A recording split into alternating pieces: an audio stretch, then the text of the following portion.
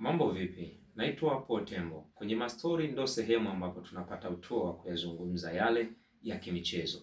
Simba Sport Club miongoni mwa timu bora barani Afrika, timu bora nchini Tanzania, wapo kwenye mazungumzo ya beki wa upande wa kulia mwa uwanja. Huyu si mwingine ni Ed Alfonso, mchezaji anayekipiga kwenye kikosi cha Petro Athletic de Luanda ya pale nchini Angola. Mchezaji huyu kiasilia ni raia wa Angola. Amezaliwa mnamo mwaka 1999 akiwa tu na umri wa miaka takriban 27 mpaka sasa.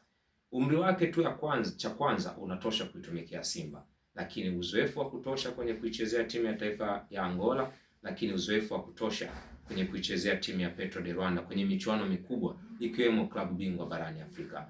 Paul Tembo ndo jina langu. Simba kama watamnasa, basi atakuwa ni mbadala sahihi upande wa Shomari Kapombe, kwani siku za hivi karibuni Simba walikuwa wanaitaka saini ya Nathaniel Chilambo. Je, watafanikiwa kuwanasa wachezaji wote wawili na Shomari Kapombe awe na mbadala sahihi wa kumfanya yeye apumzike muda wote? Hayo maswali na majibu wanayo wekundu wa Msimbazi Simba, lakini tayari walishaanza mazungumzo na Edi Alfonso. Paul Tembo ndo jina langu. Bye bye.